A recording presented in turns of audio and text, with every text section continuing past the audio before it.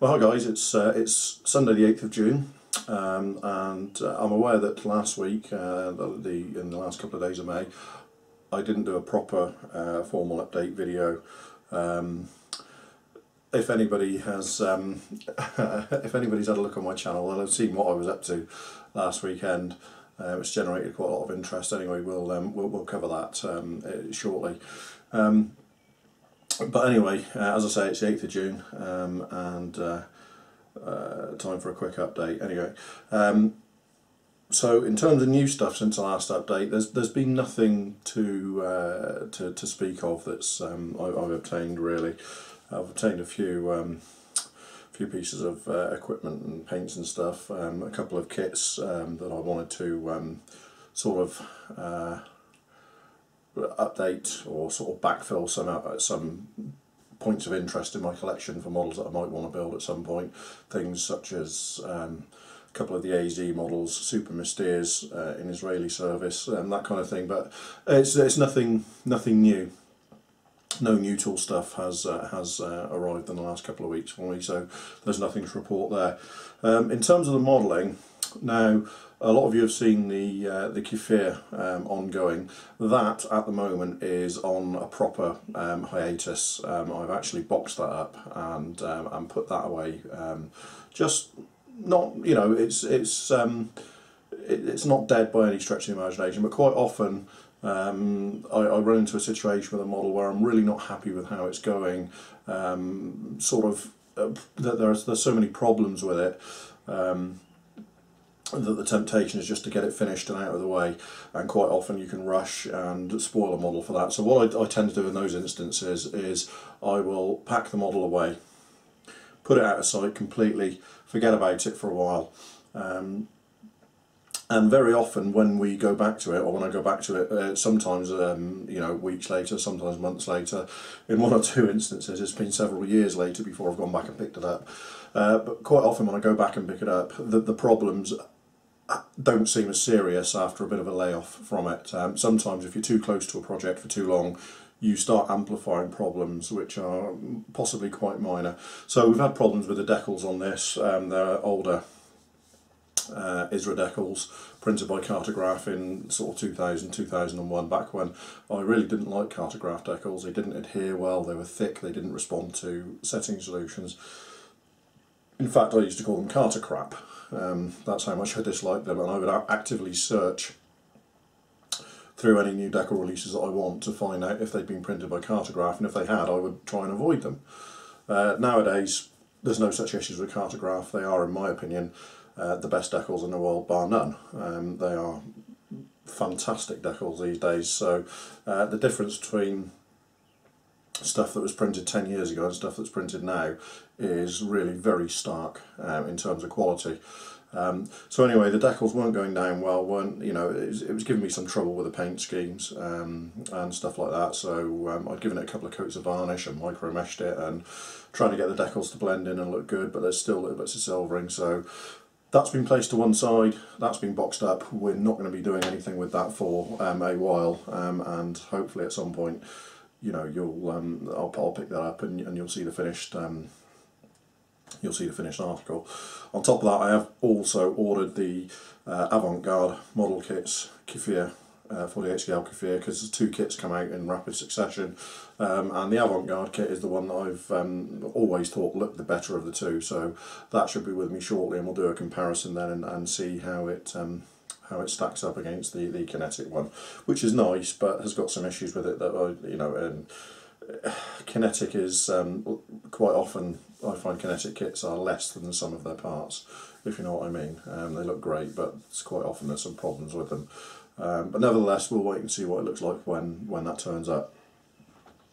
So in terms of modelling, the last sort of just over a week ago, I finally finished the T64 here. Which I'm really very happy with the way this has come out in the end. There were I did have some real struggles with doing the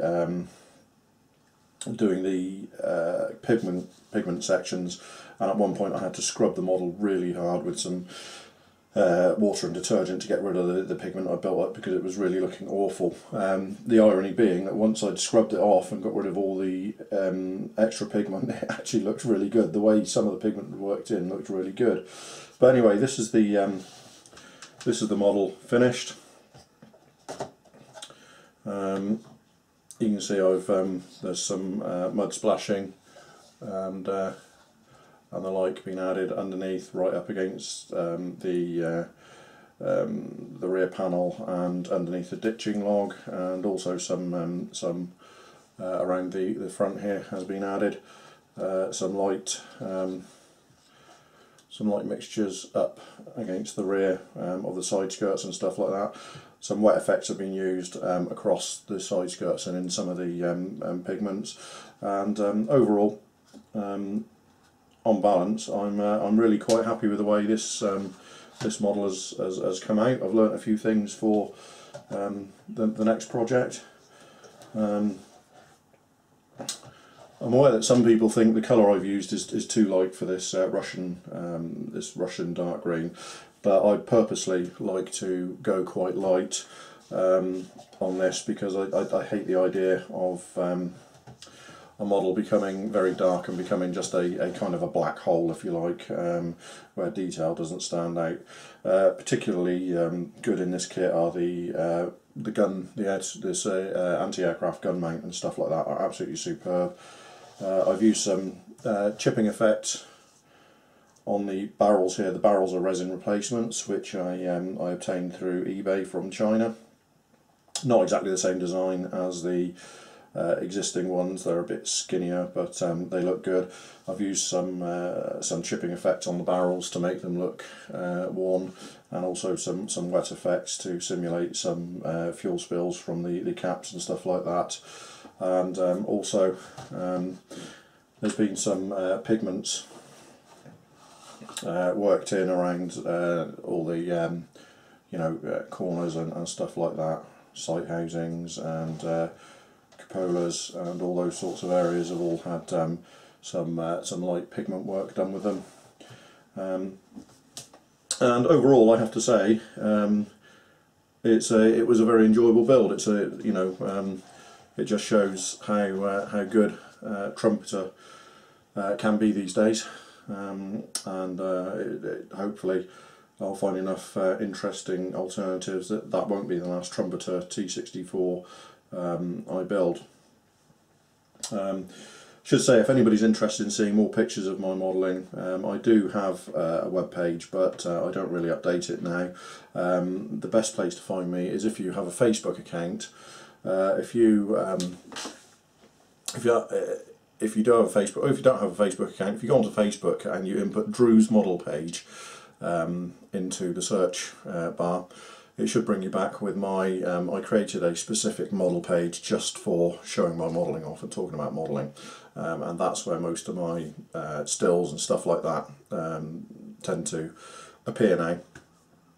So please, if you want to see more of my close-ups and stills and works in progress of my models, go there and have a look, sign up, like it, do whatever you like with it. But please feel free to leave comments. We're all here to happy to chat about it, and we're all model mad, as it were. So you're more than welcome. So please come along to Drew's model page on Facebook and say hello. Now, once the T64 was finished, I built this. Let's put it down here in the viewfinder. So, if you've had a look at my page, you'll see there's a couple of videos on there called 3-hour fireflies and stuff like that. A friend of mine from Argentina, Jose. His wife had challenged him to do a quick build of a model, and a lot of us got involved. So this last week was what I spent my time doing. This being a Tamiya 48 scale Sherman Firefly, the British version with a 17-pounder gun. Now this was a build which I completed in 3 hours from start to finish. That wasn't 3 hours. That isn't 3 hours over several days, or 3 hours total time over a week. That was, I sat down at 4 o'clock in the afternoon, and at 7 o'clock in the evening, that was the result. So I spent a intensive 3-hour session building that from start to finish, and I have to say, looking at it, it came out really rather well for something which you can't really say anything other than it was a rapid, rushed build to see if I could get it done within 3 hours. I did. I'm the only person so far to have taken the challenge and succeeded, so yay me, and we can hope that some other people have a go and manage to beat the challenge the way I did. It's created quite a lot of talk online in some places. One of the most interesting things is I've noticed a lot of people say, my God, 3 hours, I couldn't even get the instructions out in 3 hours, or I wouldn't even be, I wouldn't have even been able to glue the turret together in 3 hours. Guys, when you're saying that, you're missing the entire point. That's not the point of this build. The point of this build is that you completely ignore your normal techniques and routines, and you just get on with it. I wouldn't ever complete a model in 3 hours. The last time I completed a model in 3 hours, I was 8 years old. The whole point of this is to sit down and sort of confound your own expectations and build it as rapidly as possible. So all the people say, my God, I wouldn't even get the running gear done in 3 hours and all that kind of stuff. You're missing the point, guys. You're missing the point. Sit down and get on with it and just build it. The results needn't be poor. They can be really quite good. And I'm really looking at this, for a 3-hour build. I'm really quite impressed with what I've done. Even a week later, it's been settling down for a week. I did painting, glossing, washing, highlights, pin washes, overall washes, pigments, all of those sorts of things, all that, and I still managed to do it in 3 hours. So it's completely doable. You just have to be, you have to be attuned to what you're doing and up for the challenge really, and get on with it. It was immensely enjoyable. I'd recommend anybody to sit down for 3 hours, pick a really simple subject, pick something like a piece of simple Tamiya 48 scale armour. They're custom made for this kind of challenge because it's once the running gear was together on that Sherman, it was plain sailing, and the last sort of it took me sort of half the time in the build and half the time was spent painting and weathering it. Most of the weathering was done with acrylics, or most of the painting was with acrylics. Most of the weathering was done with enamels, using a hairdryer to clean to speed up drying. And as you can see, eminently doable. It can be done. So have a think about that. Have a think about joining the challenge. In fact, I enjoyed it so much, I'm going to have another go at it sometime with a different subject to see if I can repeat the 3-hour challenge and get another good result. So in line with that, I've got another piece of Tamiya 48 scale armour coming. So watch this space. But in the meantime, there's a couple of videos up on my YouTube channel covering the 3-hour Firefly build. Now one has been speeded up because 3 hours is a long time. It's reasonably high definition. It's not 1080p. I think it's 720p. I've recorded it in just so I could get all 3 hours onto the video cards I use, or the USB cards. So there's one that's been shortened. It's got lots of funny music over it to make the speeded up film look quite funny. The other one is recorded at very low, or has been produced at a very low resolution, and it's the entire 3-hour build in real time. Just in case people do want to see the build occurring in real time, it's there if you want to look at it. And it's also there to show that the music I've added to the speeded up one isn't the music I was listening to while I was actually doing the build. A direct consequence of that is that ball washing lawyers who act on behalf of the record companies. I managed to get my video blocked in some countries because it's, in spite of the fact that I'm making no money from it, it's not monetized, there's no adverts, there's nothing like that. Because I've used music, they've blocked it in some countries.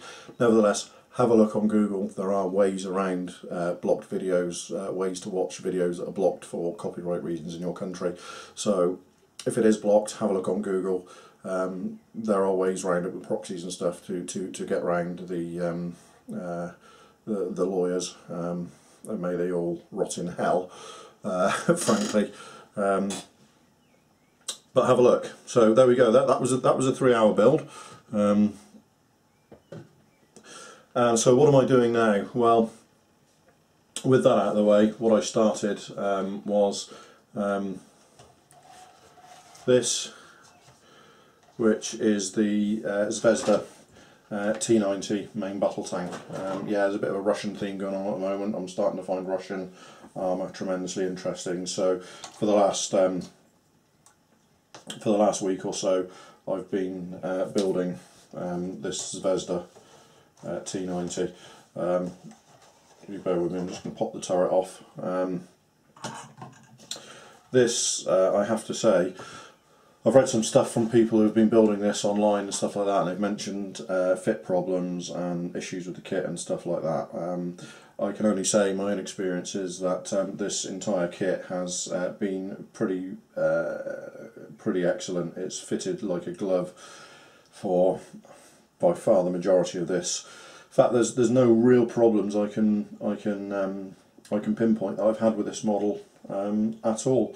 The green areas you can see on this are not pre-shading. There where bits have been added, and I've sprayed a primer coat of green to check for fit and filling and stuff. As you can see, the underside has been painted, ready for weathering. There's some armour plate on the side of the hull here, which meant that I had to paint some dark green underneath those before I added them. So that's why that's why it looks, the hull looks at least partially painted in some areas. So yeah, it's a complex build. It's quite involved. It's taken me the best part of a week to get the running gear assembled, including the tracks, and get the hull together, get all the details on the hull. Just a quick word on the tracks. I've really, as I've explained before, I'm not a big fan of link and length. I find them really difficult to get them to fit properly. These fitted like a glove, in pretty much the same manner as the rest of the kit. It fitted like a glove. There was no problem with the tracks whatsoever. You can see I've used pigments and stuff underneath the running gear as well. So I finished the getting the hull together today, and I've spent the day adding details to the turret, which I'm probably less than halfway through adding details to the turret at the moment. The gun I've painted in the camouflage that is going to be just to check how it looks, and it looks fine to me. So yeah, there's a turret. So eventually we'll be on to painting that in the camouflage scheme this week. I had to get on with this model because with Meng having just announced their a brand new tool T90, which looks like it's going to be a pretty amazing piece of tooling. Most Meng kits these days are amazing tooling. I thought I've had this one in the pile for a fair few months now. With the announcement of the Meng one, I really ought to build this one, or it's going to get left and never built when the Meng one turns up. So I'm building this to sort of clear the decks, ready for the Meng one. Other Russian armour that's on the way is a new company called Exact have announced a T80, a new tool T80, which I've actually ordered from who is it, Hobby Easy in Hong Kong, in anticipation of it being released. So that's released later in June. So hopefully later in June or the beginning of July. So hopefully soon after that's released, one will turn up here, and I can give you a sort of inbox review and maybe even a build of that when it turns up. So anyway, that's where we are this week. So the T90 is the ongoing project, which has been, I have to say, immensely enjoyable. I was a bit worried about it, having read some of the stuff about this Zvezda kit online, and I found to my utter delight that the kit has been superb from start to finish. Everything about it has fitted pretty much like a glove. In terms of design, it's a new high for Zvezda in no uncertain terms. So look who's just turned up. So guys, that's where we are this week. So I hope you enjoyed that. As ever, comments, suggestions, anything, quite happy to have them. Have a look on my Facebook page, go to Drew's Model page on Facebook, join it, like it, say a few words, whatever, on there. It's an open page, so anybody's welcome. And have a look at the 3-hour Firefly builds, and have a think about having a go yourself, because it's tremendous fun. It's a real clearing the palette kind of affair. So have a think about that, and have a go, and video and put your results up just for the fun of it. So from me, from Squirt, we'll see you maybe next week or in the next 10 days or so. Happy modelling, and we'll see you soon. Take care now. Bye bye.